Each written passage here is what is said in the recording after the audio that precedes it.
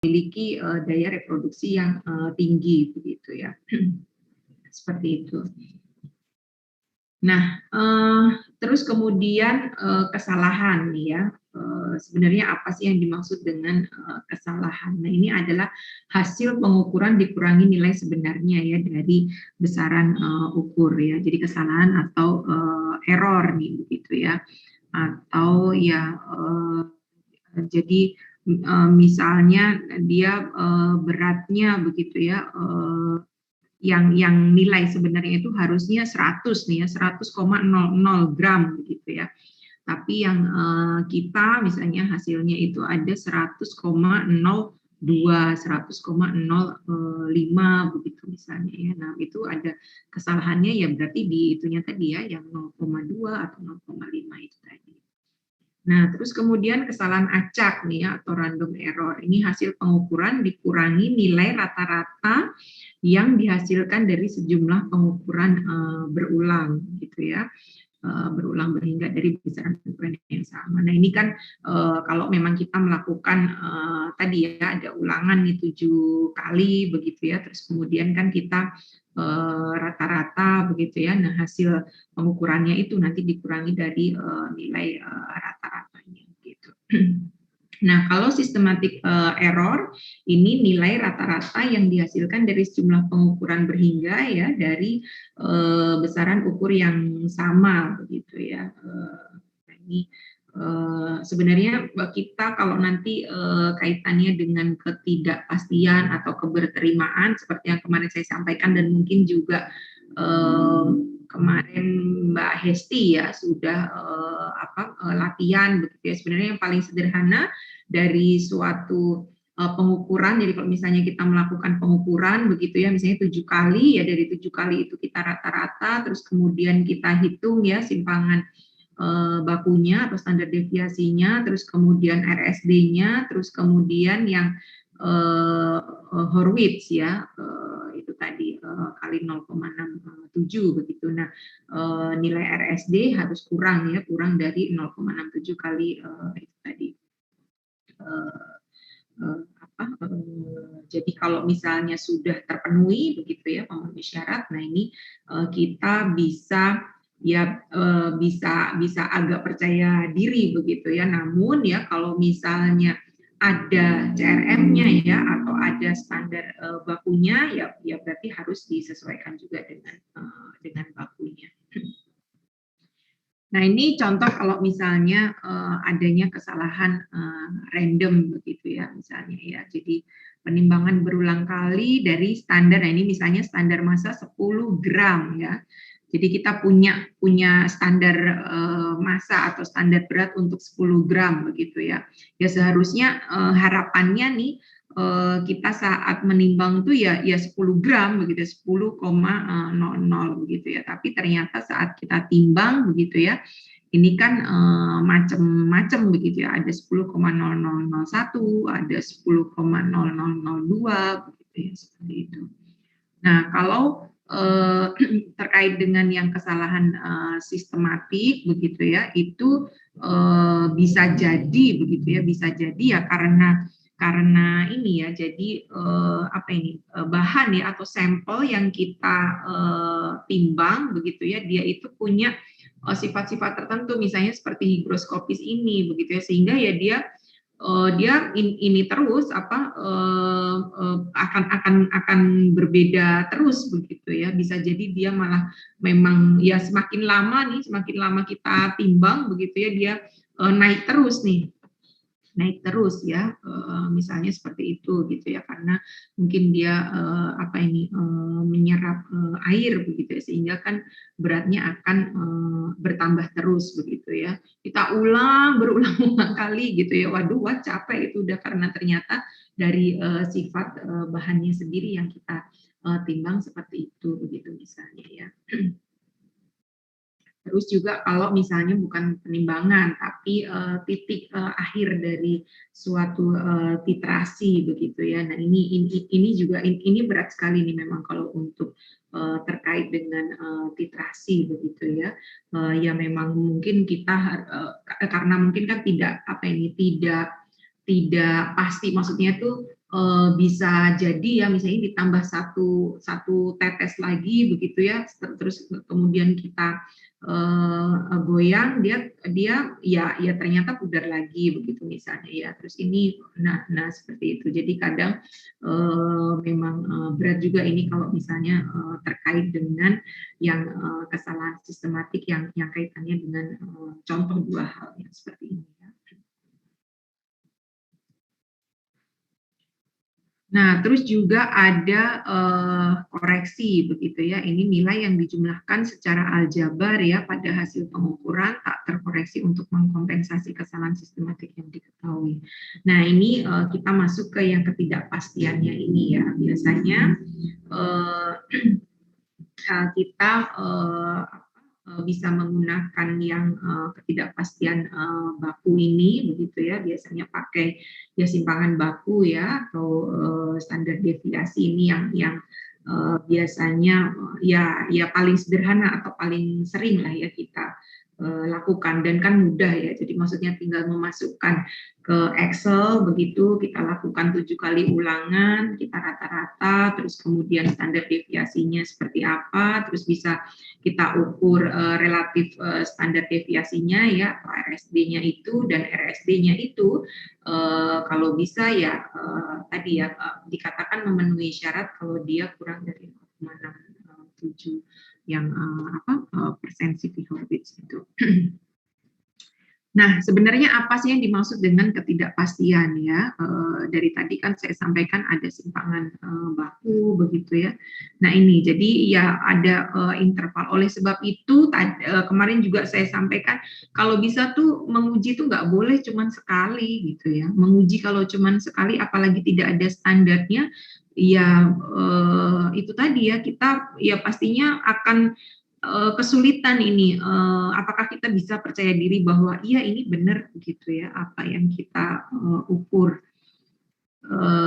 Kalau memang kita punya standarnya begitu ya, itu yang berarti kan kita bandingkannya dengan standar itu. Tapi kalau tidak ada begitu ya, berarti kan mungkin ya kita entah based on literatur misalnya ya.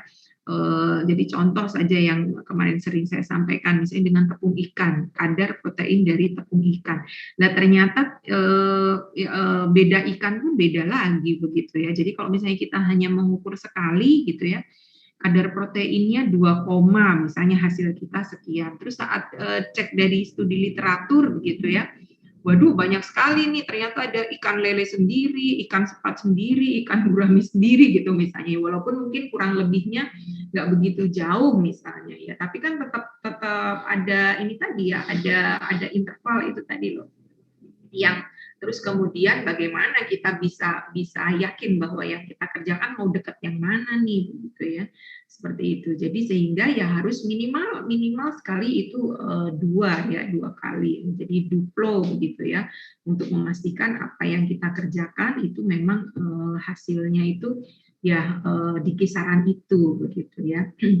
Nah, nanti kalau ternyata dari duplo, wah hasilnya jauh sekali, ya memang berarti kita harus ulang lagi nih untuk yang ketiganya ya. Yang ketiganya itu dia akan mendekati yang mana seperti itu ya. Sehingga ya ini tadi hasil pengukuran itu harus ada apa standar deviasinya seperti itu ya. Nah, begitu juga saat apa publikasi begitu ya, misalnya nih Bapak Ibu menerima jasa analisis begitu ya, menerima jasa analisis, terus apa ini kekuatan atau daya tarik begitu misalnya ya. Nah itu kalau cuma sekali gitu ya, ya kan ternyata ketidakpastiannya itu nanti kita belajar ya, sebenarnya sumber-sumber ketidakpastian itu apa saja begitu ya. Itu kan karena ya bisa memang karena alatnya, bisa karena ini ya apa personilnya begitu ya. Jadi ternyata sumber ketidakpastian itu banyak begitu ya, sehingga tidak mungkin kita itu kalau hanya menguji satu kali. Dan kalau saat mau publikasi nih ya, tadi Bapak Ibu menerima jasa, terus si penelitinya itu juga dia akan kesulitan untuk publikasi kalau ternyata hasilnya itu ya cuma satu begitu ya, karena pasti reviewer ya saat mereview manuskripnya itu pasti akan ditanyakan, loh ini mengerjakannya diulang berapa kali begitu ya, apa kok tidak ada rata-ratanya, tidak ada standar deviasinya begitu ya, karena ya itu tadi standar deviasi ini sebenarnya juga kan bisa ya digunakan untuk ini tadi. Jadi mungkin persen RSD gitu ya itu tidak ditampilkan kan di tabel, biasanya ya di tabel saat publikasi itu memang tidak ditampilkan, apalagi yang Horwitz begitu itu tidak. Tapi sebenarnya dilihat dari dari SD-nya saja begitu ya, itu sudah kelihatan ulangan yang dilakukan itu memang jaraknya itu tidak jauh atau ada yang jauh sekali, karena saya sering sekali ya menemukan begitu ya. Jadi misalnya kalau di bentuknya tabel begitu ya, bentuknya angka, mungkin reviewer agak-agak ini ya, maksudnya karena kan angka semua begitu ya, jadi kadang mungkin terlewat nih atau kurang begitu memperhatikan. Tapi kalau misalnya dibuat histogram begitu ya, diagram batang begitu, terus kemudian ada ditambahkan juga ini simpangan bakunya begitu ya, itu kadang bisa menemukan misalnya rata-ratanya ya, rata-rata itu 2,5 misalnya, tapi simpangan bakunya itu bisa panjang banget gitu ya. Loh, ini maksudnya gimana gitu ya, ini mesti ada data pencilan begitu ya. Jadi misalnya diulang 7 kali begitu ya, rata-ratanya di 2,56 misalnya, tapi standar deviasinya itu bisa lebih dari 2,5 begitu ya. Jadi dia dari sini ya, plus minusnya itu panjang sekali gitu ya, itu udah jelas, itu nggak bisa diterima itu angka yang seperti itu. Itu pasti ada satu angka begitu ya, yang dia itu mungkin misalnya rata-rata iya benar 2,5, tapi itu ada yang satu titik yang dia mungkin sampai ke 10 begitu ya, terus juga titik yang lainnya itu juga ya itu tadi, sehingga terus simpangan bakunya itu udah nggak make sense begitu ya, seperti itu. Nah, kita kan harapannya ya ini ya, masih kemudian dikonfirmasikan dengan persen RSD dan juga Horwitz-nya seperti itu.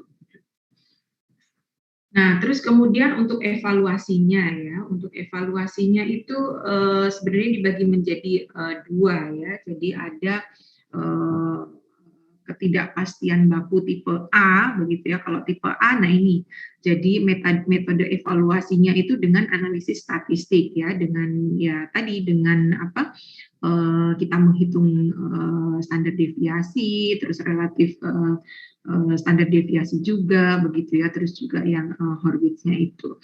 Nah, kalau untuk yang kepastian baku tipe B itu lebih ke jadi selain analisis statistik ya, kita bandingkan dengan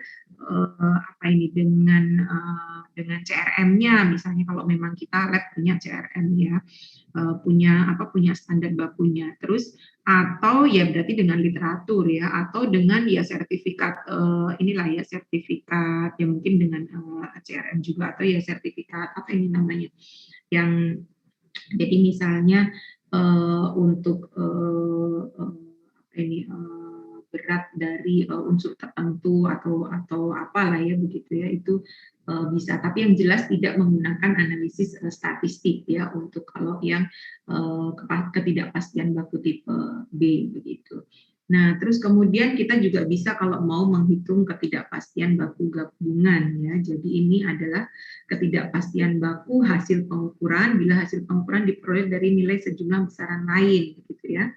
Ketidakpastian baku gabungan bernilai sama dengan akar kuadrat positif dari jumlah. Dan ini nanti saya ada menyampaikan beberapa tambahan bacaan begitu ya. Itu saya senang sekali nih dengan materi Bu Evita, terus juga ada kalau di internet itu ya, kita bisa mengikuti pelajarannya Pak Anwar, saya lupa, Anwar Hadi begitu ya, terkait dengan lab itu. Saya senang sekali beliau beliau itu secara runtut begitu ya memberikan materi, terus ada contoh-contoh soalnya begitu ya, sehingga nanti kita bisa nih memasukkan nih coba kalau hasil pengukuran kita begitu ya untuk mengukur persen apa nih misalnya recovery atau persen bias ya, trueness begitu dan lain sebagainya. Nah, ini beberapa sumber ketidakpastian ya. Nah, ini kan misalnya ya ada definisi besaran ukur yang tidak lengkap ya, atau realisasi definisi besaran ukur ya yang tidak sempurna. Terus juga pengambilan sampel nih, pengambilan sampel yang tidak mewakili keseluruhan besaran ukur yang didefinisikan begitu misalnya ya. Terus terkait juga dengan ini pengetahuan yang tidak memadai tentang pengaruh kondisi lingkungan ya terhadap proses pengukuran. Nah ini kondisi-kondisi lingkungan ini ya kalau misalnya kita di ada komponen atau dokumen ya dokumen penjaminan mutu untuk akreditasi itu terkait dengan suhu ya, suhu ruangan, kelembaban begitu ya. Ya mengapa seperti itu? Karena ini tadi ternyata menjadi salah satu sumber ketidakpastian juga begitu ya. Jadi suhu ya, suhu di dalam ruang lab begitu, kelembaban juga begitu ternyata amat sangat mempengaruhi. Terus juga nih bias personil ya dalam membaca peralatan analog begitu ya. Ya tadi timbangan saja misalnya ya. Kalau di di ilmu farmasi begitu ya itu kan ada menggunakan timbangan timbangan masih dengan timbangan pegas begitu ya tapi ini ya jadi kan bisa juga dengan timbangan pegas itu kita pakai berapa desimal begitu ya. Nah itu kan juga berarti terkait dengan kompetensi dari personilnya juga seperti itu ya. Nah kalau untuk yang digital pun ya neraca-neraca analitik begitu ya itu kan kalau berdasarkan SOP nih ya kan seharusnya misalnya sebelum menimbang pun juga ini kan harus bersih ya. Dari cawan timbangnya itu tadi, terus juga kemudian harus tertutup sempurna nih misalnya begitu ya. Ternyata kalau kenapa kok harus tertutup begitu ya? Ternyata kan kalau ada angin gitu misalnya ya, ternyata ada beberapa timbangan kan ternyata memang ini sensitif sekali begitu ya sehingga ini nih hasil ukurnya itu dia tidak konstan begitu jadi jalan terus itu ya. Jadi misalnya 10, nah itu 0 mungkin 2 angka yang di akhirnya begitu misalnya ada desimal, ada 4 desimal begitu ya. 2 angka yang di akhirnya itu berubah terus begitu misalnya ya. Nah, itu kan bisa jadi karena misalnya tadi dari lingkungan ya entah ada angin, terus juga getaran-getaran begitu ya. Atau ya tadi itu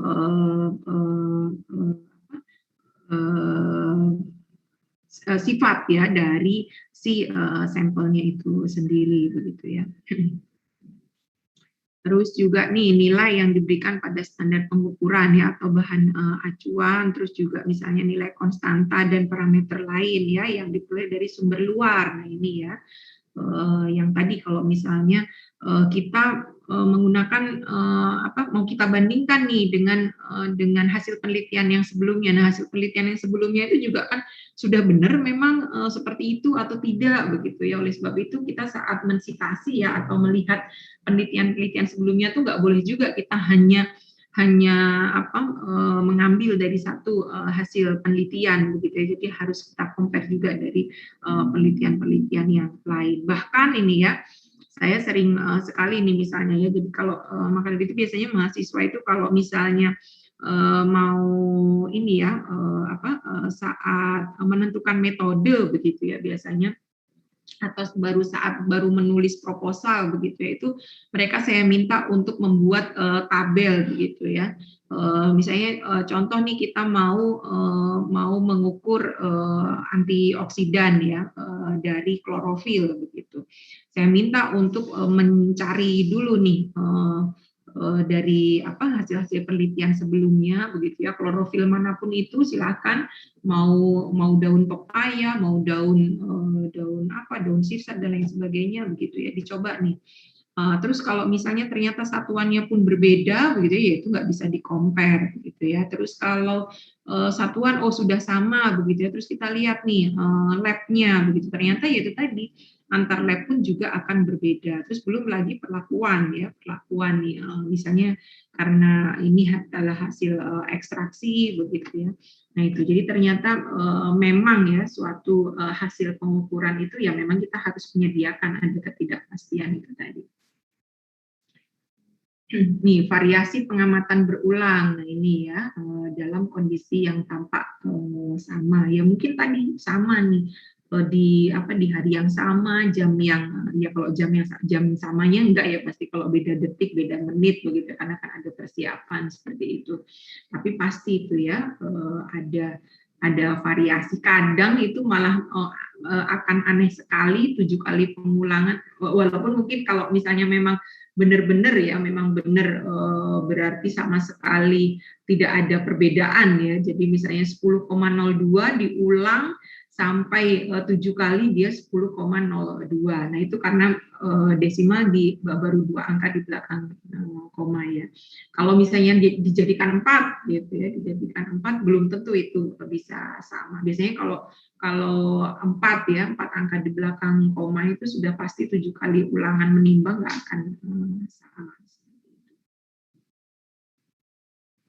Nah ini interpretasi dari sumber ketidakpastian pengukuran ya dalam aplikasinya untuk proses pengujian ini juga ternyata tidak terbatas pada ya tadi pengambilan sampel ya yang tidak representatif begitu ya, atau ketidakhomogenan asal sampel nih, terus juga bisa jadi kontaminasi juga ya selama pengambilan, terus kemudian kemurnian pereaksi ya dari larutan, terus juga bisa jadi nih pengaruh dan interferensi matriks dan juga koreksi blanko juga gitu ya. Ya banyak hal sebenarnya ya yang bisa mempengaruhi ketidakpastian. Biasanya memang ya, jadi kalau misalnya akan menguji sampel begitu ya, misalnya diberikan sampelnya itu ada 100 gram begitu ya. Nah, terus saat yang mau kita uji itu sebenarnya cukup 5 gram misalnya. Nah, bagaimana nih Bapak Ibu untuk mengambil 5 gram dari 100 gram sampel? Jadi misalnya sampelnya nih bakso nih ya, bakso masuk. Ini mohon maaf ya, saya sampelnya itu makanan atau itu karena memang basic saya pangan dan gizi gitu ya. Nah, bakso mungkin kan berarti dari customer itu ya dia memasukkannya sampel itu tadi misalnya bakso ya 100 gramnya itu dia dalam bentuk memang bulatan bakso itu misalnya 5 ya. Ada 5 bakso, 5 butir itu tadi begitu ya. Nah, padahal yang akan kita uji ya cukup 5 gram gitu misalnya, cukup 5 gram. Nah, itu bagaimana mengambil 5 gramnya? Apakah cukup 5 gram itu hanya ambil saja dari satu bakso itu terus diambil cuma 5 gram gitu. Atau seharusnya berarti yaitu dari tadi 5 itu yang sudah dikemas itu harus kita hancurkan dulu begitu ya. Terus kemudian kita ambil, jadi kan itu sudah random nih, sudah tercampur ya, kita pastikan itu tercampur dengan sempurna begitu ya, baru terus kemudian kita ambil nih 5 gram ya, kita timbang 5 gram itu tadi. Karena kalau misalnya terus belum tercampur, nah itu ada ulangan ya, ulangannya berapa kali gitu ya, 7 kali misalnya atau 5 kali ya berarti kan terus kita ambil ya 5 gram itu sampai 5 atau 7 kali tersebut gitu ya.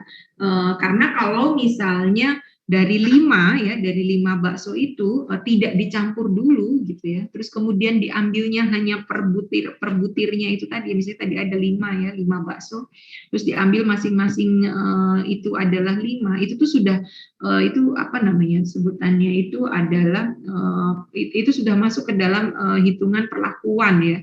Jadi ada 5 perlakuan gitu tadi. Jadi bukan ulangan analisis. seperti itu.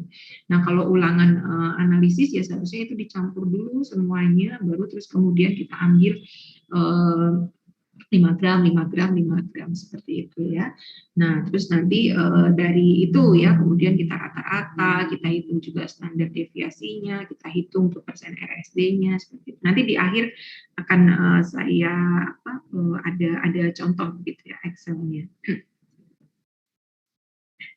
Nih ya, ketidakpastian nih ya, berarti kan dari rangkaian itu tadi kan bisa jadi nih kesalahan dalam menimbang. Nah, kesalahan menimbang itu kan bisa jadi nih ya kalibrasi neracanya ya, atau timbangannya nih kira-kira apakah memang sudah dikalibrasi atau belum, terus juga apa kalibrasinya itu berkala atau tidak begitu ya. Nah, terus juga pembacaannya nih, pembacaannya. Nah, kalau misalnya digital ya, kalau digital kan berarti kita itu kan harusnya ya harus berhenti dulu kan, karena biasanya nih ya timbangan analitik itu ada yang ya dia goyang terus, maksudnya tuh angka terakhirnya itu nggak selesai, nggak konstan begitu ya. Nah, itu kan berarti kita ya gimana nih mau dia gerak terus gitu ya. Nah, itu kan berarti nanti apa ini beda personil pun kan akan beda lagi begitu ya, yang menentukan jadi berhentinya di mana begitu ya, seperti itu. Jadi ini bisa sumber kesalahannya misalnya dari kesalahan menimbang, terus nanti kesalahan dalam memipet larutan kan bisa juga ya, kalibrasi dari volume pipet. Jadi pipet itu kan juga harus dikalibrasi juga begitu ya. Maka dari itu nih kalau di lab nih, apalagi kalau yang sudah terakreditasi begitu ya, itu bisa-bisa semua pipet volumetriknya ada ininya nih, ada tulisannya sudah terkalibrasi gitu ya. Seperti itu. Terus pembacaan meniskus. Nah, ini kemarin juga kan saya sampaikan nih, pembacaan meniskus ternyata ya itu tadi ya bisa mempengaruhi ketidakpastian pengukuran itu tadi.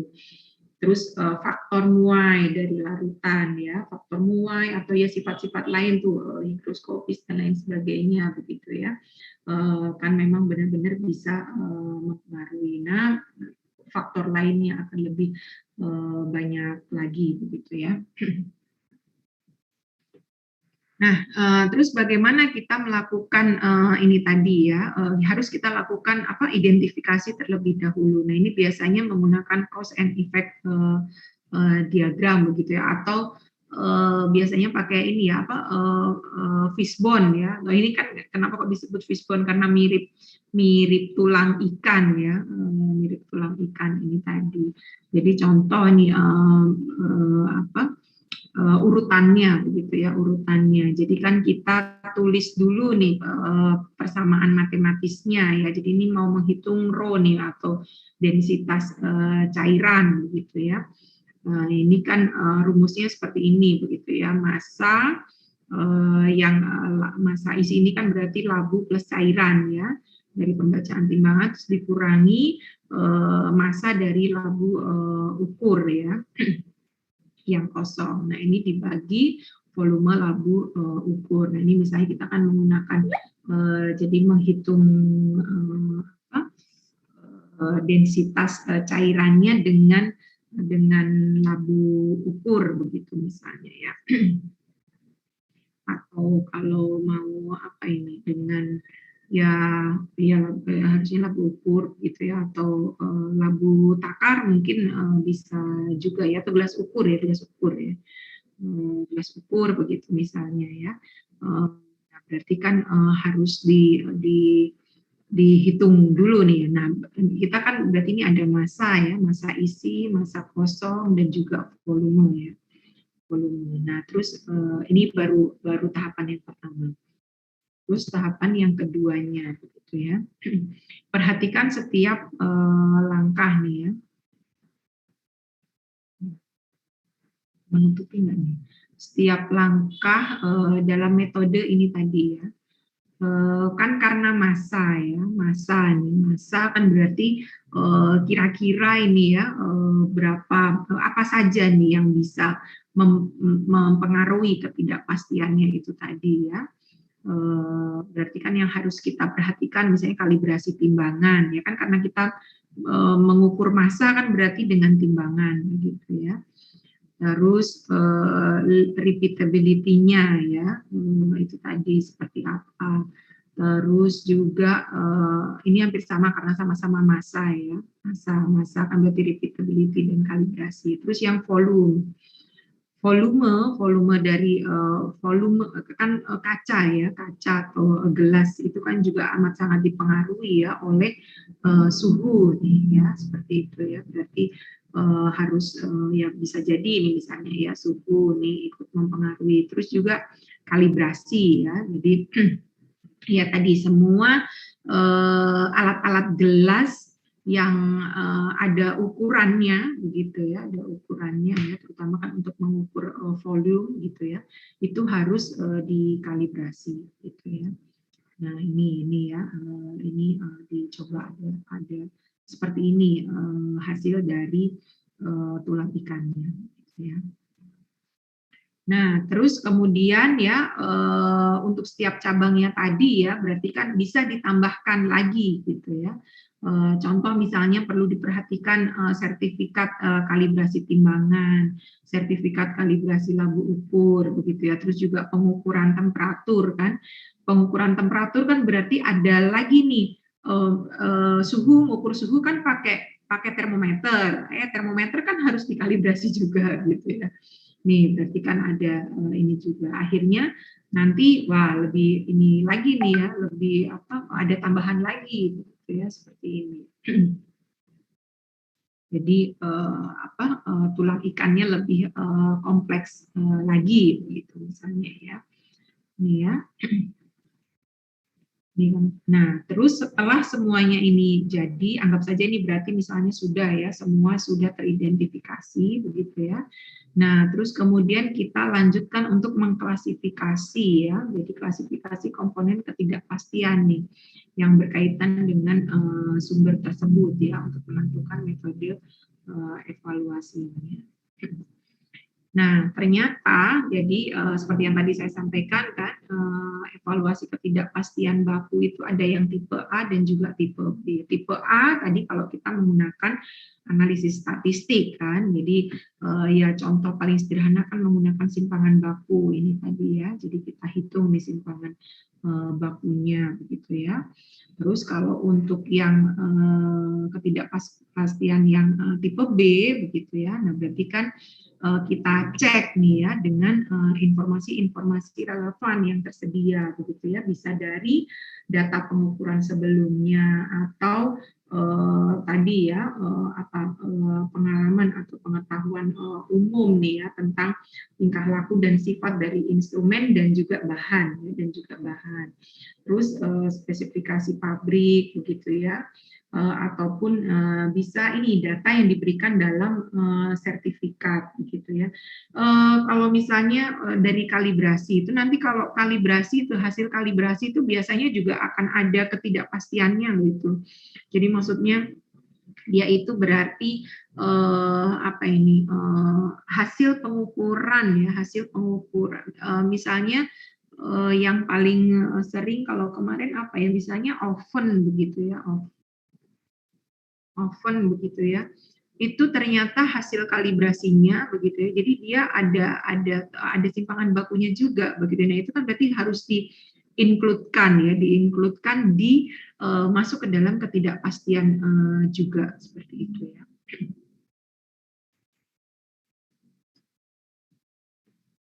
Nah ini contoh kan berarti misalnya ya kalibrasi neraca kan berarti tadi ya itu masuk ke dalam tipe B ya, berarti sumber datanya adalah sertifikat kalibrasi.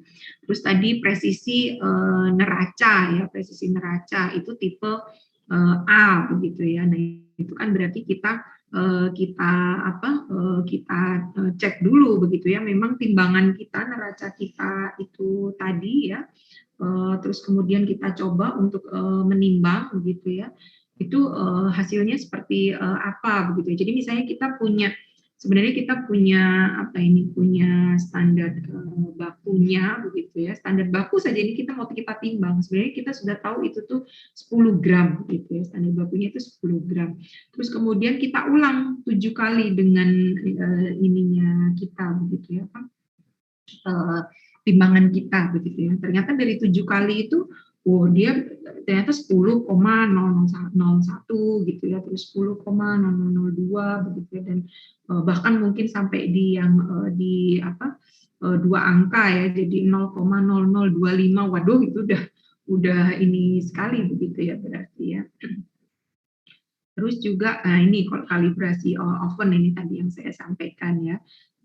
Jadi bisa jadi ya, karena kan mungkin oven itu kan juga sudah pemakaian berulang berapa tahun begitu ya, sehingga kan ya ada penurunan kualitas begitu ya, bisa jadi nih. Jadi terus kemudian standar deviasinya jadi lebar begitu ya, seperti itu. Jadi biasanya di sertifikat kalibrasi itu nanti akan disampaikan juga itu ya, standar deviasi dari ovennya itu sendiri begitu ya, dari suhu nih misalnya. Jadi yang dimaksud itu adalah jadi misalnya saat oven kita gunakan di 70 derajat begitu ya. Nah, ternyata oven itu ya, oven itu 70 derajatnya itu dia itu apa ini namanya? Kalau dibandingkan dengan yang 70 derajat yang benerannya begitu ya, dia itu ternyata yang tadi ada plus minusnya itu tadi ya, alat kita begitu. Nah, itu kan berarti juga sudah masuk juga ya ke lawang, ternyata suhu kita saja dia tidak tepat di 70 tidak tepat di 70 derajat Celcius begitu ya. Nah, berarti kan pastinya nanti hasilnya pun gitu ya. Hasilnya pun ya jelas pasti itu pun juga tidak akan tepat juga seperti itu ya. Presisi metode ya, ini presisi metode juga ya, berarti kan misalnya pengulangan minimal 6 penentuan atau ya berapa begitu. Biasanya memang kita kalau untuk yang uji banding antar teknisi begitu ya, itu minimalnya 7 kali biasanya kalau di kami ya, jadi 7 kali ulangan gitu.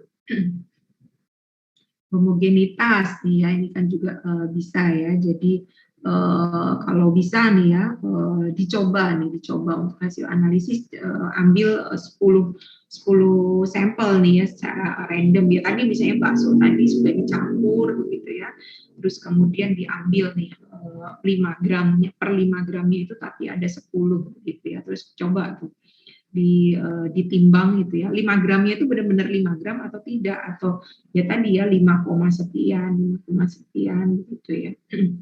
Atau ya kalau kita mau menempatkan ya memungkinkan atau tidak nih ya, misalnya seperti kadar air saja ya, kadar air itu ya, itu kan juga kalau misalnya di awal jadi kan hasil akhirnya adalah kadar air nih, padahal kadar air itu kan ada berarti kan menimbang sampel begitu ya. Nah, ulangannya itu tadi akan sulit sekali nih kalau misalnya ada 4 angka di belakang koma begitu ya, dengan tim neraca analitik itu tadi ya, mau tepat 5,0000 kan nggak bisa.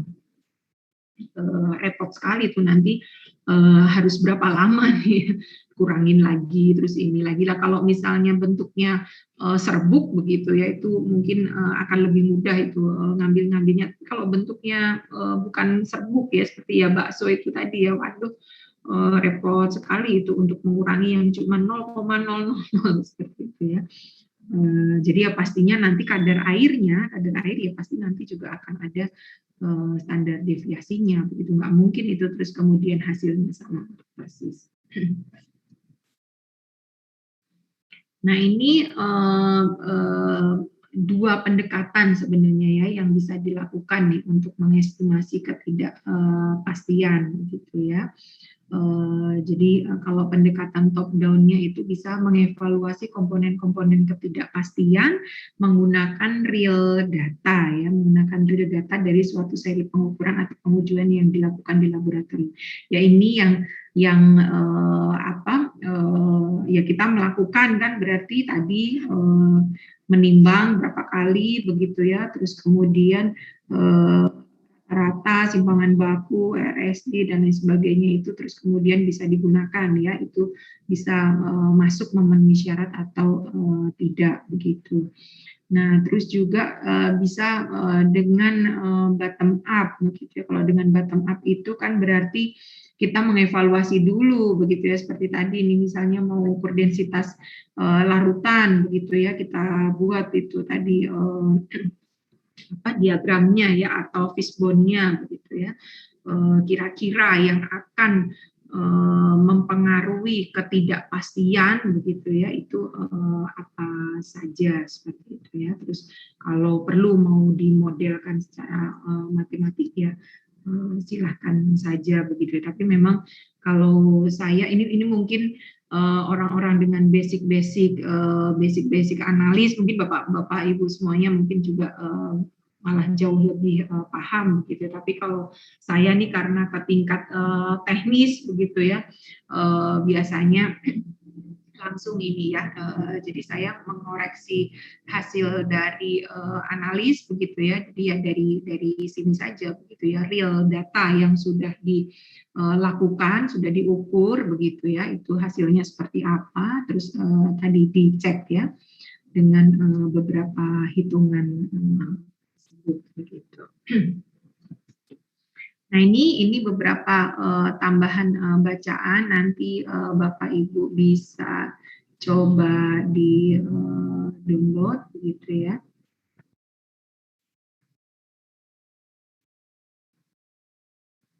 Ini gimana ya?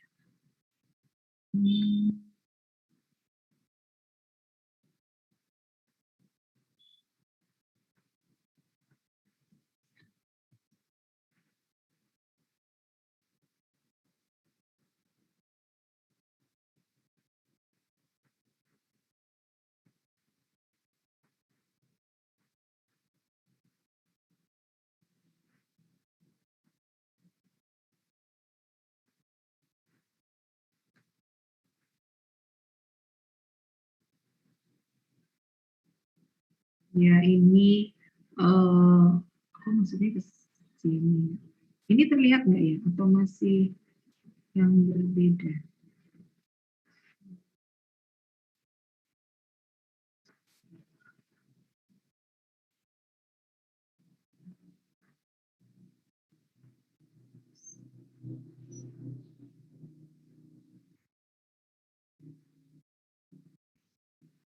Hmm.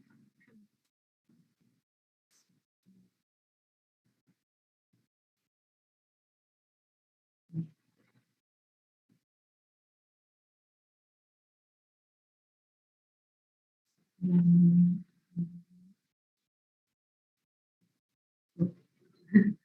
Saya sama ini.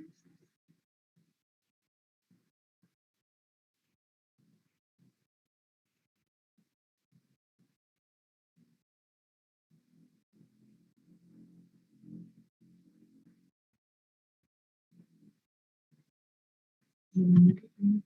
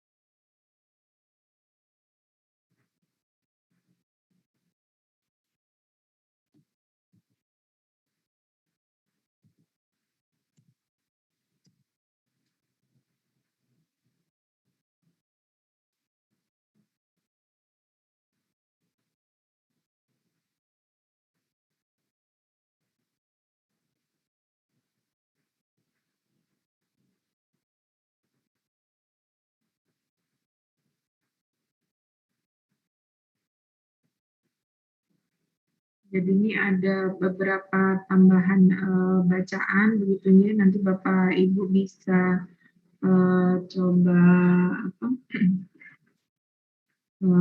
membaca baca begitu ya. Itu ada yang di sini ini ya, dari kan ini ketidakpastian pengukuran, terus juga ada kalau ini contoh memang ini ya, jadi ada peneliti begitu ya yang mau menentukan bahan acuan ya, bahan acuan campuran gas begitu ya, dan ini mencoba untuk menghitung ketidakpastian atau menentukan ya ketidakpastian pengukurannya begitu ya. Nanti Bapak Ibu bisa hmm,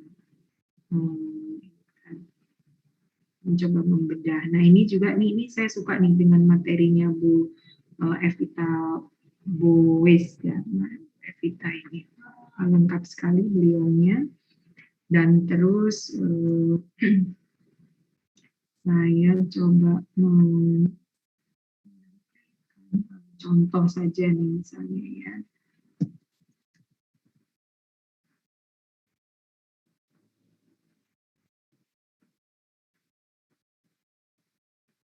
Ini contoh hasil pengukuran begitu ya. Jadi ini kan apa yang sudah terakreditasi nih ya dari lab terpadu Undip begitu, itu kan di ruang lingkupnya proksimat untuk tepung ikan begitu ya. Nah terus ya secara berkala kami kan harus melakukan uji banding antar analis begitu ya, antar personel begitu. Nah ini contoh yang dikerjakan oleh salah satu personil begitu ya, untuk kadar air begitu ya, untuk kadar air.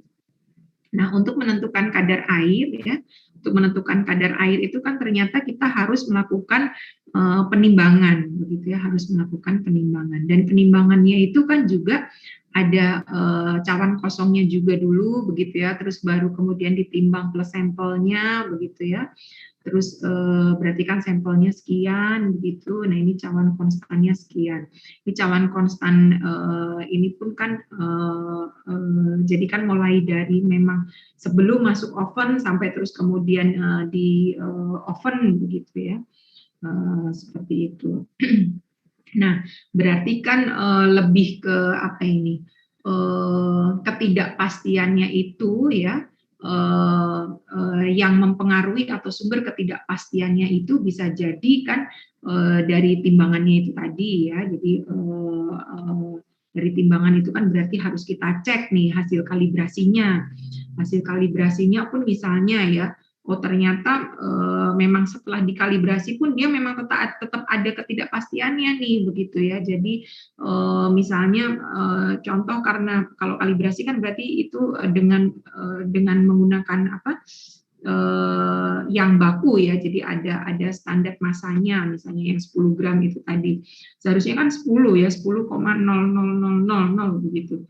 Ternyata neraca analitik kita itu tidak, dari 10 itu dia gerak terus nih, bisa jadi mungkin 9, ya 9,9998, atau ada yang 10, sekian sekian sekian. Nah itu kan berarti harus ternyata dari neracanya sendiri itu sudah ada ketidakpastiannya begitu ya, seperti itu. Terus nanti untuk yang personil juga kan berarti bisa juga seperti itu ya. Nah ini berarti dilakukan, ini contoh, ini awalnya saya biasanya hanya meminta 7 ya, 7 kali saja gitu. Tapi ini ya terus kemudian dikerjakan 10 kali ini, 10 kali. Nah ini untuk cawannya saja kan misalnya di 10 cawan nih ya, cawan porselinnya 10 kan ternyata beratnya mungkin nggak sama semua kan ya. Seperti itu ya, cawan porselinnya pun kan juga akan berbeda-beda juga begitu. Nah terus ini ditambahkan yang ditambahkan sampel ya. Nah ini hasilnya nih misalnya ya, hasilnya persen kadar airnya. Nah ini kan nggak ada yang sama persis. Dicoba ini kan nggak ada yang sama persis. Ini dia di 8,1327, 8,2782 begitu ya, dan seterusnya. Nah ini kan berarti harus dirata-rata ya. rata-ratanya sekian, simpangan bakunya ya atau standar deviasinya itu 0,105 gitu ya. Nah, ya kalau kalau menggunakan Excel kan mudah saja ya, jadi tinggal pakai rumus yang ada di Excel ini tadi. Nah, terus kemudian relatif standar deviasi. Kalau relatif standar deviasi kan berarti dari SD ya, dibagi dengan ini hasil rata-ratanya ya. Terus jangan lupa dikali 100 ya. Jadi ini persen RSD ini persen RSD maksudnya. Nah, terus kemudian dengan yang Horwitz-nya ini ya, karena pengukuran di lab nih ya, berarti biasanya dikalikan dengan 0,67 ya. Ini rumusnya kemarin mungkin sudah dijelaskan oleh Mbak Hesti begitu ya, rumus dari Horwitz-nya. Nah, terus dikali 0,67. 0,67 atau 2/3 nih ya, Mbak Dia menuliskannya 2/3.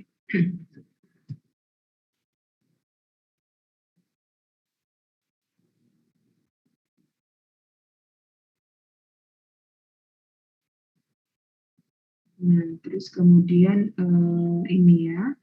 Nah, ini kalau syarat presisi, nah ini persen RSD-nya ini harus kurang dari sekian, gitu ya.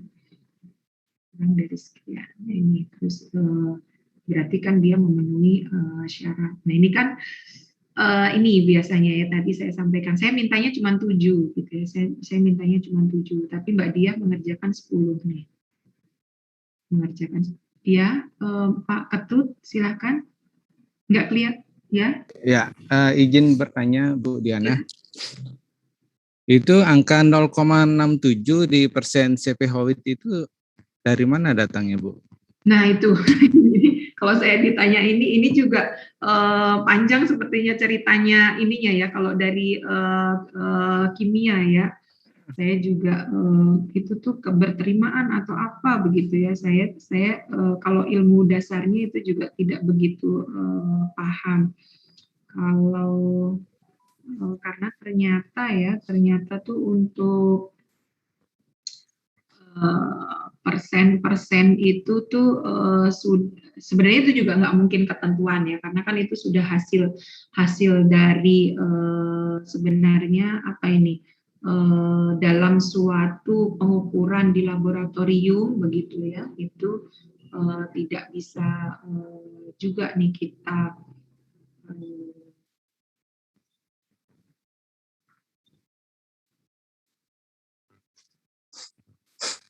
benar-benar tepat begitu ya. Sebentar, saya kemarin sudah nemu kok, ini saya cari dulu ya, 0,67-nya itu. Atau bisa itu dianggap suatu konstanta, Bu? Iya, jadi sebenarnya konstantanya itu tapi konstanta yang sudah ketetapan, walaupun ketetapannya itu kan pastinya kalau peneliti-peneliti sebelumnya yang menentukan itu pasti kan ada pertimbangan ya kenapa 0,67. Karena 0,67 nanti ada 0,67 terus ada juga 0, sekian itu kita gunakannya tuh untuk, jadi kalau misalnya di lab ya, untuk di lab sendiri itu sekian, tapi nanti kalau untuk antar lab itu nanti bisa lebih longgar lagi seperti itu Bapak. Jadi saya cari itunya di mana ya. Ada 3 sebenarnya ya, tiga angka ya.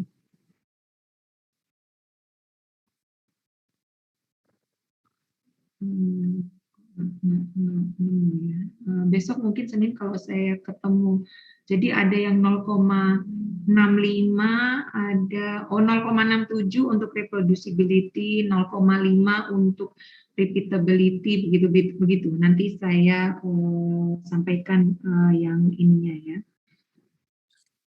Soalnya gini Bu, kalau boleh nanya masalah kemarin ada tugas dari Bu Hesti itu ada juga perhitungan persen CP Howitz. Nah itu saya bingung nyari harga yang kalau di perhitungan tadi itu Ibu 0,67. Nah ini di tugas kemarin itu konstanta itu berapa itu belum saya paham soal. Oh begitu. Nah ini biasanya nih ya, nih kalau kita bicara itu saya kirimnya di chat ya. Batas keberterimaan nih. Kalau kita bicara repeatabilitas ya, ini salah tulisnya. Repeatabilitas itu kita jika persen RSD-nya 0,5 ya itu masih bisa diterima begitu. Terus kalau kita bicara reprodusibilitas begitu itu 0,67 ya, kurang dari 0,67 kali Horwitz itu. Terus kalau reprodusibilitas antar lab itu lebih lebar ya atau kurang dari 1. Jadi kurang dari 1 Horwitz begitu. Seperti ini. Jadi biasanya kalau yang ya saya walaupun tadi misalnya Mbak siapa namanya Mbak Diah begitu ya, itu dia mengerjakannya di kondisi yang sama, itu kan sebenarnya bisa masuknya repeatabilitas begitu ya, jadi dia 0,5. Tapi kan mungkin saja nih 10 kali yang tadi untuk mengukur kadar air belum tentu dia di hari yang sama begitu ya. Bisa jadi mungkin 3 dikerjakan di hari Senin, terus 3 dilanjutkan lagi hari Selasa, begitu ya. Seperti itu. Tapi kalau untuk kadar air sih biasanya ya bisa kan karena cuma cawan-cawan porselin begitu ya, sekali langsung masuk ya 10 cawan begitu ya. Jadi bisa 1 hari. Jadi sebenarnya kita bisa kalau mau menggunakan yang kurang dari 0,5 ya, 0,5. Tapi umumnya memang kemudian kami menggunakan yang 0,67 itu yang pokoknya yang di dalam lab kita sendiri lah ya, di dalam lab kita sendiri itu untuk keberterimaannya itu kita menggunakan 0,67. Nah nanti kalau untuk antar lab begitu ya, karena kan ya itu tadi ya, antar lab itu sudah panjang lagi ceritanya seperti yang kemarin saya sampaikan, kan bisa jadi ada alatnya pun juga berbeda begitu ya, reagen pun juga mungkin reagen sudah sama persis, tapi ternyata kan reagen hampir kadaluarsa, reagen yang masih fresh itu ternyata amat sangat mempengaruhi juga begitu ya, sehingga ini keberterimaannya di kurang dari 1 ya, kurang dari 1 kali Horwitz-nya seperti itu. Bu Diana? Ya, ya. Itu RSD itu satuannya apa ya Bu? Persen. Terus kalau persen Horwitz-nya kan nanti juga persen kan? Enggak, kalau RSD itu persen, terus persen CV itu apa ya Bu? Korektif koreksi persen CV. Koreksi persen CV, ya korektif variation. Iya. Bentar ini ya.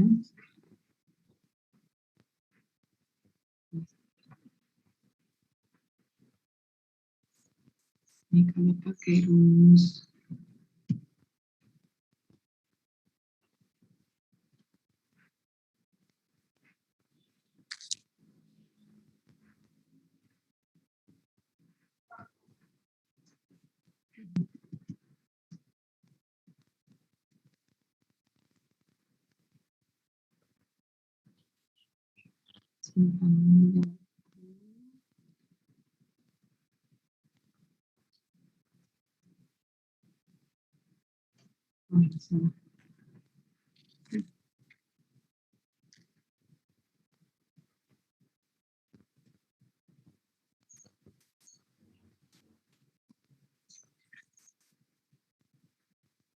kita menggunakannya yang CV Horwitz ya Bapak ya, jadi langsung ada di kalikan dengan rumus itu tadi.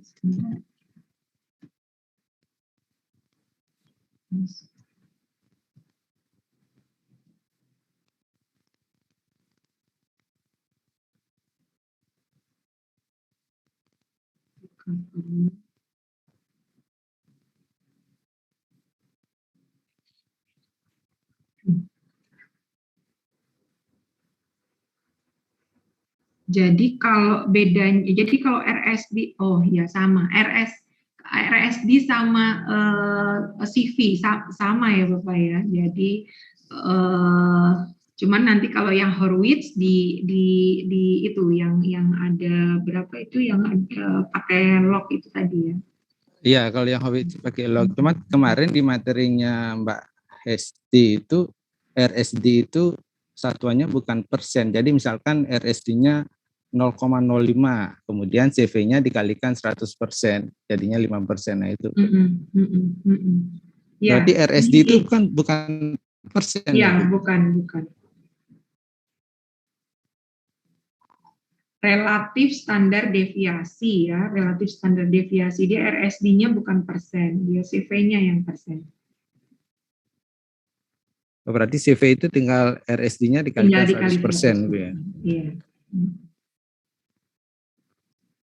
Nah ini yang saya bingung untuk menghitung CV Howitz-nya ini kan ada bilangan log pangkat sekian C. Nah C-nya itu yang harus kita tahu kan sebenarnya ya Bu ya.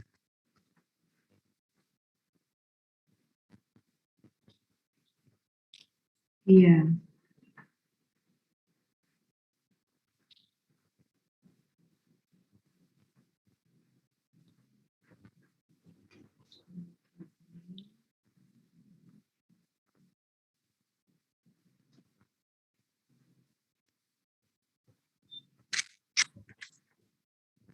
Ini C.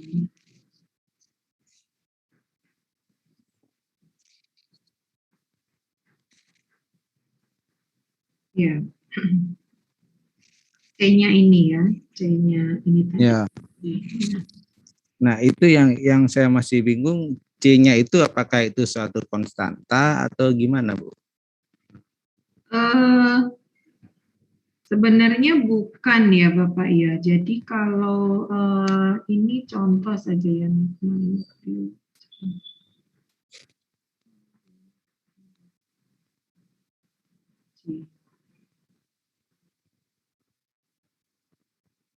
Dia mau berapa desimal begitu Bapak?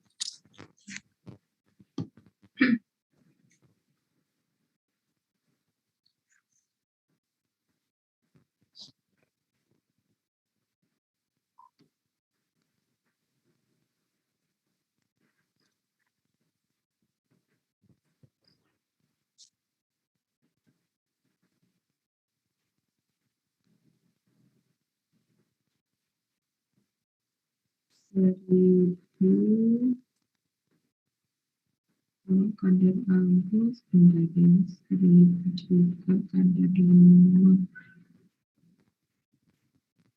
hatikan.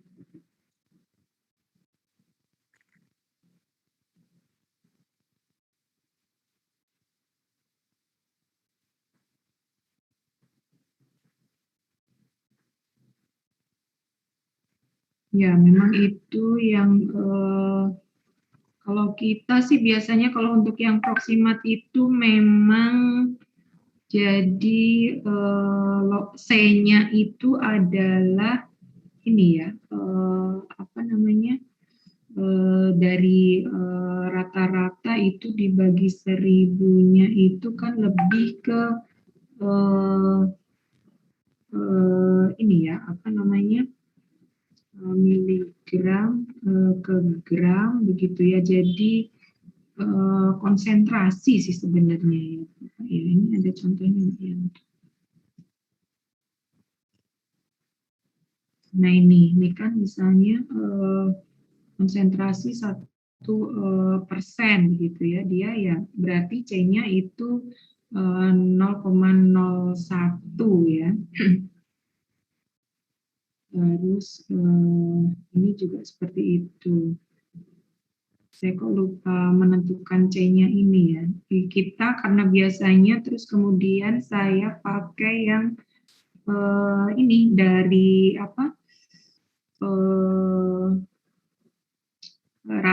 Rata-rata ya. Jadi rata-rata si ininya kadarnya itu tadi misalnya kadar air, kadar abu begitu.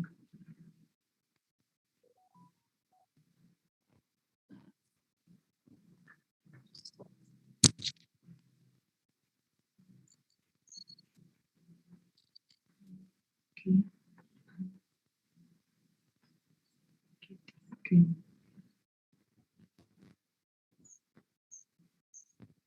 Nah, itu kadarnya miligram per liter ya Bu ya? Iya, kalau ini karena kami persen sih ya Pak ya.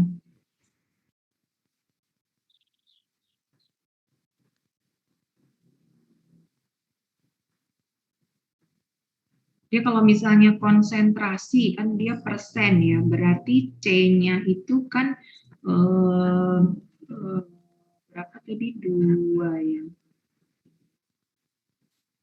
C-nya tuh berarti 0,01 kan karena persen, persen kan per 100 ya, berarti 0,01 begitu. Terus kalau misalnya hasilnya kita itu nanti mau ppm ya, kalau kita mau ppm kan berarti berapa? 10 pangkat min 6 ya. Seperti itu.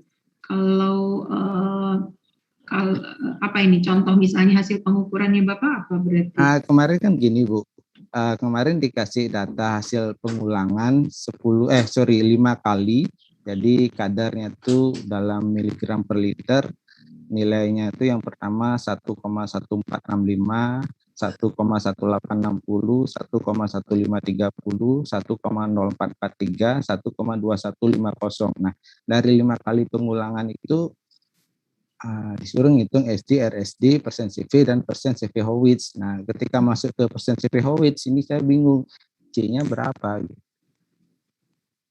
Miligram per liter ya, itu ya. ppm bukan itu Pak? Saya nggak ngerti istilah ppm itu apa ya Bu.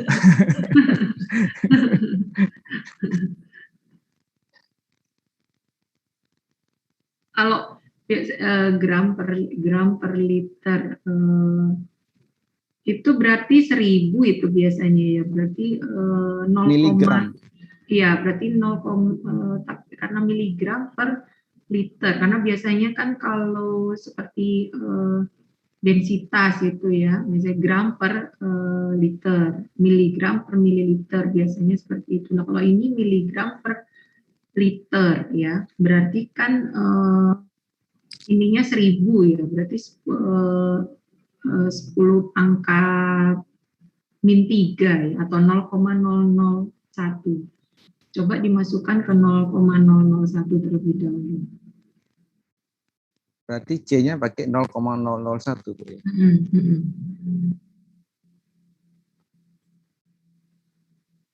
Dicoba seperti itu.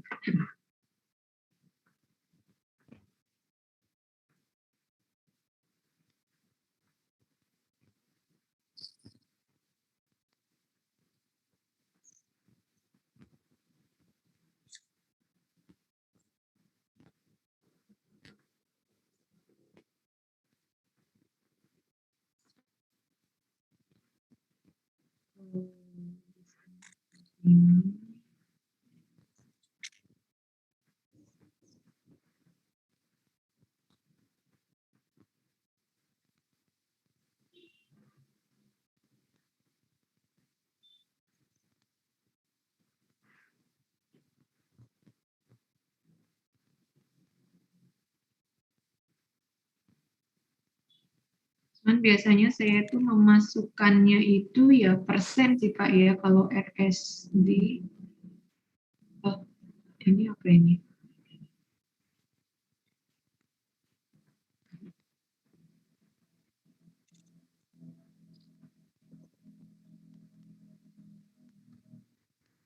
Nah, ini mungkin nanti saya berikan ya Excel-nya nih untuk ini kan sudah ada RSD, sudah ada persen CV-nya begitu ya. Nanti silakan di apa di ini kan ya, dibedah begitu.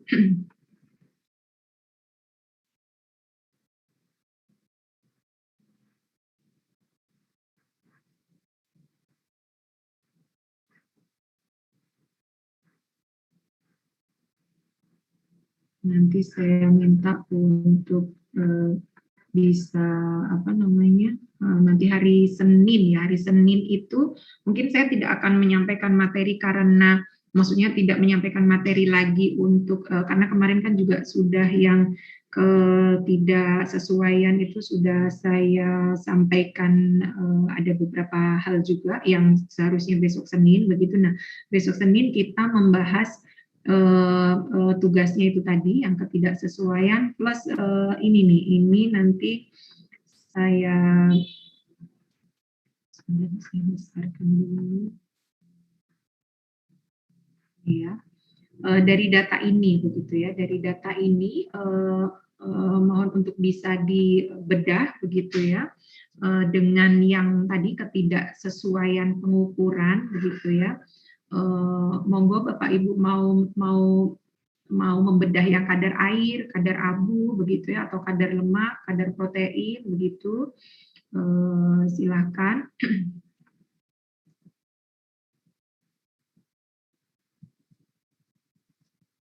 Nah, nanti disesuaikan. Ini di sini memang isinya hanya angka-angka, tapi mungkin Bapak Ibu bisa cek ya untuk mengukur kadar protein begitu. Ini kadar proteinnya metodenya Gildan ya. Untuk mengukur kadar protein itu sebenarnya tahapannya seperti apa, kemungkinan dari ketidakpastian pengukuran begitu ya, itu bisa timbulnya dari mana saja, terus dia dikategorikan, dia masuknya ke apa tipe A atau tipe B ya, mana saja yang masuk ke tipe A, mana saja yang masuk ke tipe B begitu. Nah, dan dari data ini juga mungkin kalau bisa digunakan oleh Bapak juga untuk mengerjakan, Bapak Ibu semuanya ya, untuk mengerjakan yang tugas dari Mbak Hesti.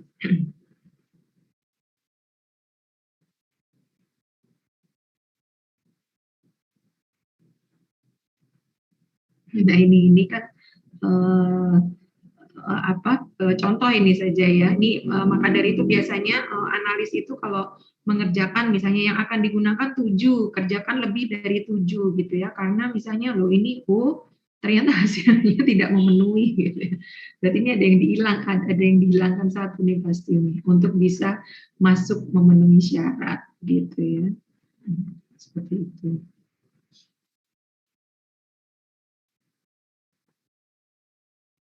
Ini masih memenuhi syarat kecuali sebenarnya protein ini. Protein ini memang berat ini. Protein kami sampai berulang-ulang kali ya untuk bisa uji banding antar lab saja ini paling bermasalah nih kalau protein ini. Paling berat ini memang untuk yang kadar protein begitu ya. Kadang SNI sudah sama persis pun juga hasil akan ini tadi tidak masuk ke batas keberterimaan begitu ya. Ini juga seperti itu. Ini kan berarti mengerjakan sendiri 8 kali ulangan begitu ya. Dari 8 ulangan ini ternyata ada yang dipotong nih berarti. Dipotong satu. Untuk bisa masuk nih hingga memenuhi syarat. Kan ini awalnya tidak memenuhi. RSD-nya lebih besar dari HDX-nya.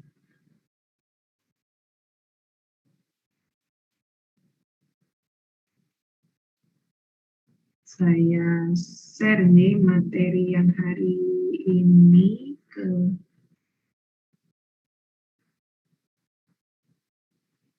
saya tuh masih kok belum bisa ini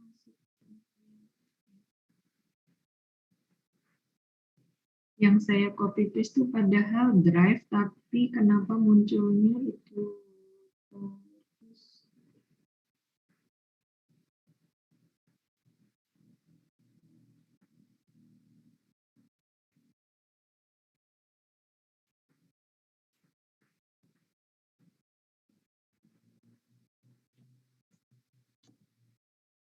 Ya,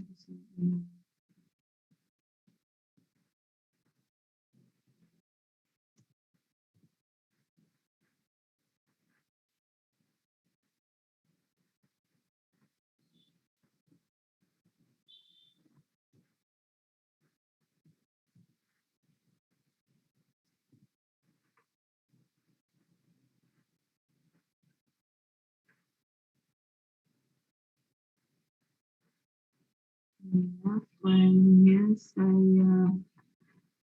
saya kirimkan melalui chat.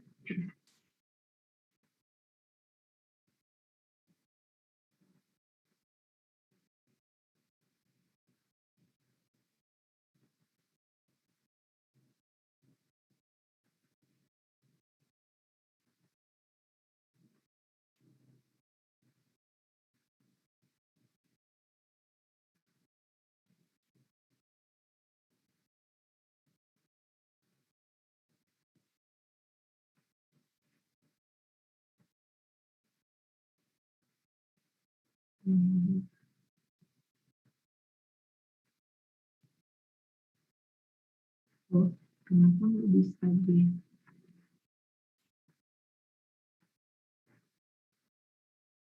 cannot be sent, click to retrieve. Oh, udah.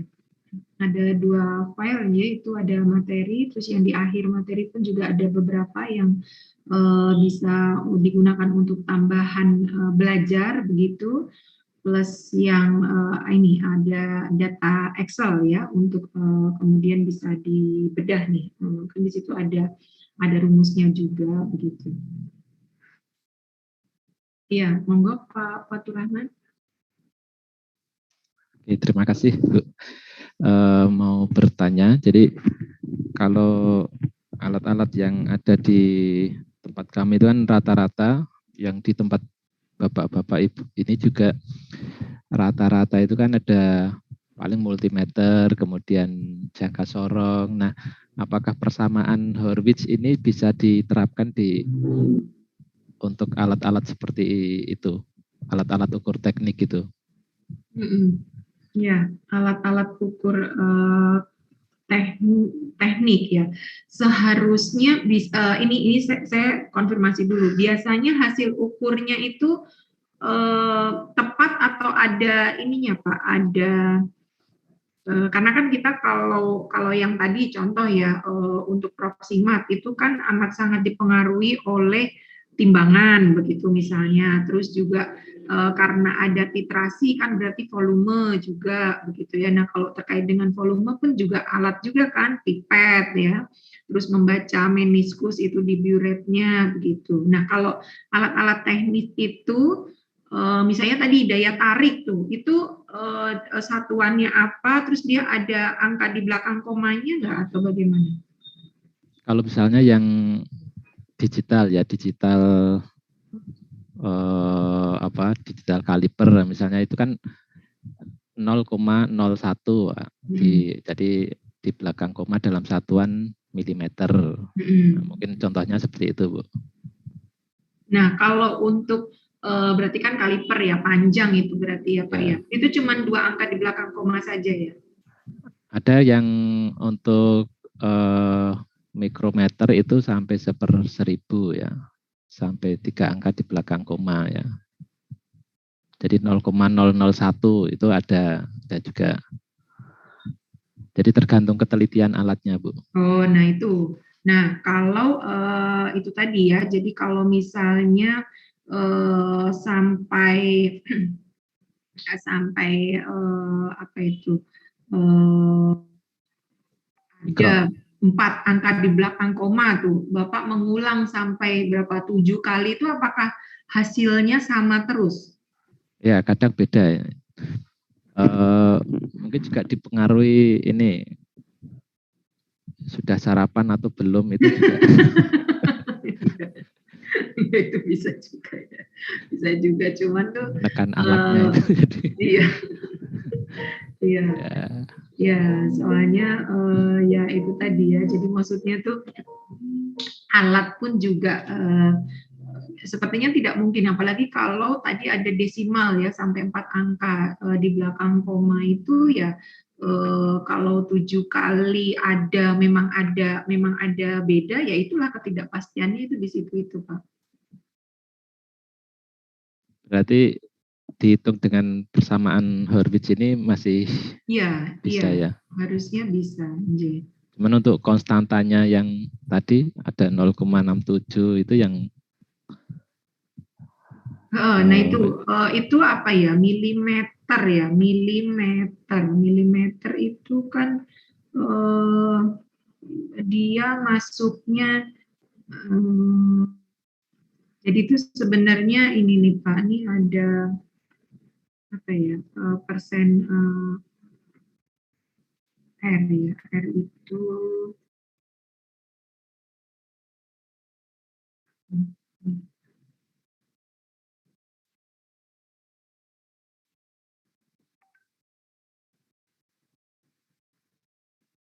tadi ada RSD, terus juga ada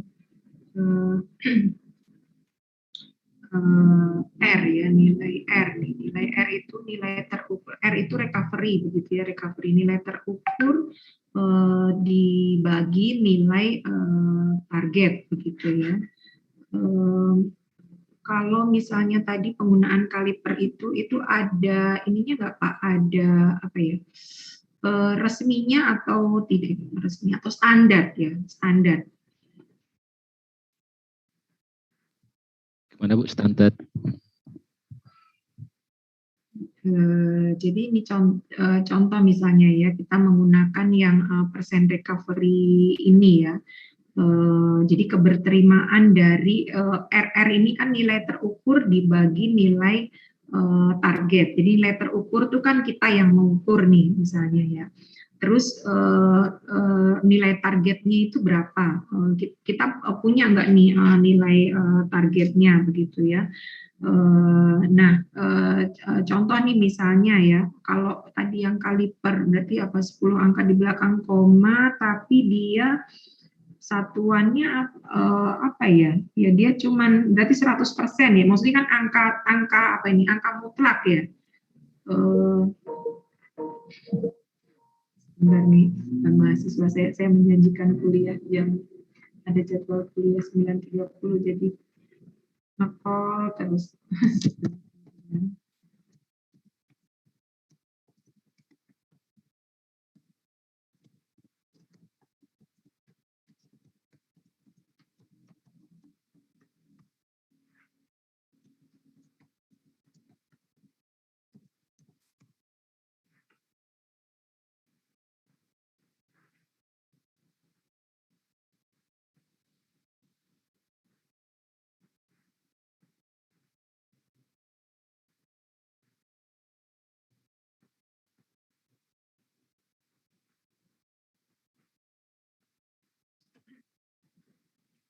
Ini ya, nih.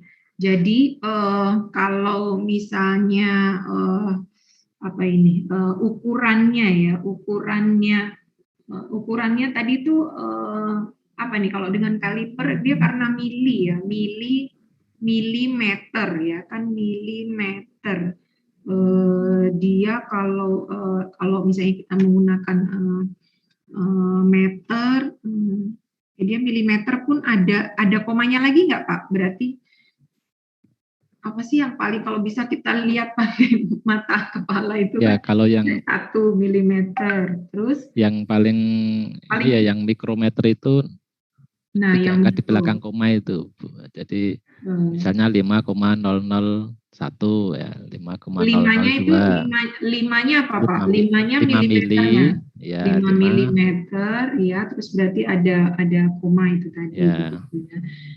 Nah berarti kan yang komanya misalnya sampai berapa?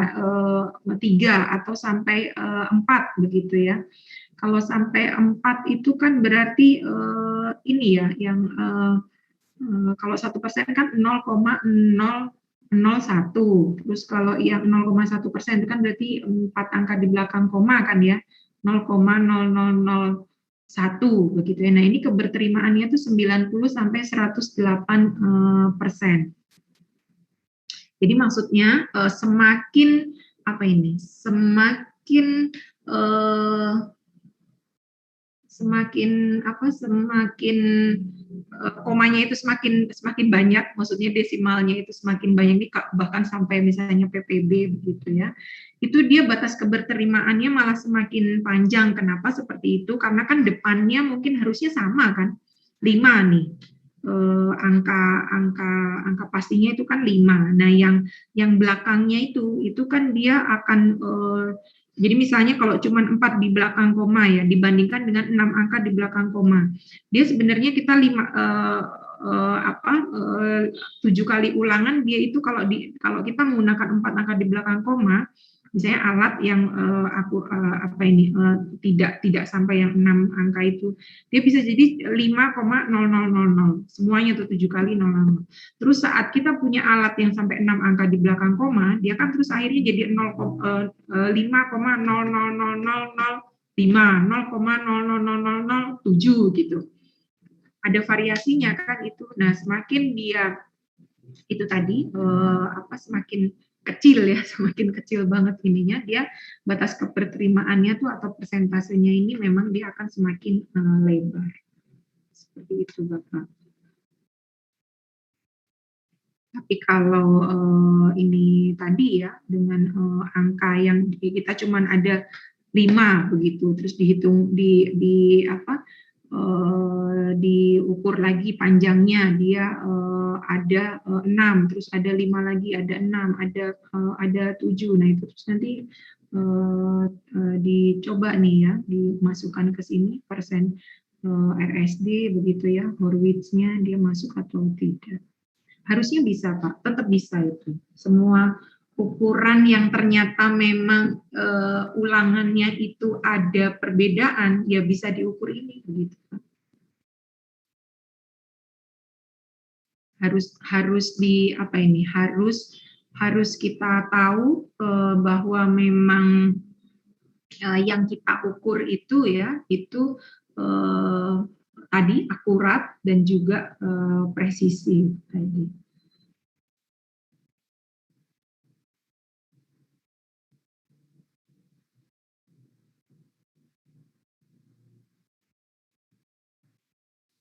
Oke, terima kasih Bu Diana. Ya, bisa. Nanti dicoba Pak, yang tadi misalnya hasil dari kaliper saja itu Bapak, dari itu yang sama gitu ya, sampel yang sama coba diukur, apalagi kalau yang sampai karena digital tadi ya, kalipernya digital sampai 4 angka di belakang koma, padahal sampelnya sama nih, Bapak ukur mungkin tiap 5 menit gitu ya, maksudnya setelah 5 menit kemudian ukur lagi, 5 menit kemudian ukur lagi gitu.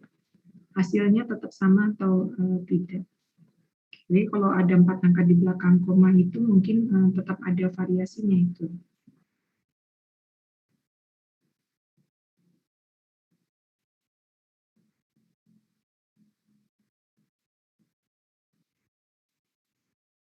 Ya, baik. Mungkin itu ya Bapak Ibu semuanya. Ini kita belajar bersama begitu ya, karena saya juga ya kan lab terpadu jalan terus begitu ya untuk penjaminan mutu begitu, terus juga dari analis pun kan juga harus selalu ya melakukan pengujian, tapi juga tidak hanya pengujian, mereka pun juga harus ya melakukan uji banding tuh untuk memastikan penjaminan mutunya begitu, sehingga ya jalan terus gitu ya. Misalnya kalau ditemukan ternyata kenapa kok dia persen RSD-nya lebih tinggi begitu ya, bisa dicari tahu bahkan sampai ke yang ketidaksesuaiannya itu tadi ya, seperti itu. Saya kembalikan ke Mbak Marisa. Ya, terima kasih Bu Diana. Baik, Bapak Ibu sudah cukup ya. Saya rasa sudah tidak ada yang perlu ditanyakan lagi. Untuk materi sudah dapat di-download di kolom chat. Kemudian untuk tugas sendiri tidak ada ya Ibu? Tugasnya tadi hanya bedah ini saja tadi yang yang Excel yang sudah saya sampaikan itu.